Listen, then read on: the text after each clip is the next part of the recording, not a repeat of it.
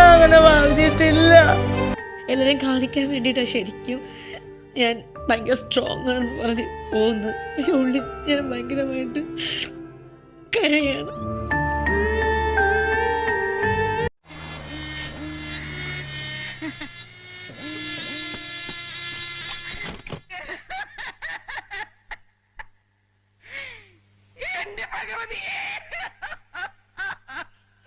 Meanwhile, എടാ ഒരു പെണ്ണ് വിചാരിച്ച കണ്ണീര് വരുത്താൻ വലിയ പാടൊന്നും ഇല്ല. ഇതാ എങ്ങടെ നോക്കേ, എന്റെ മുഖത്തോട്ട് നോക്ക്.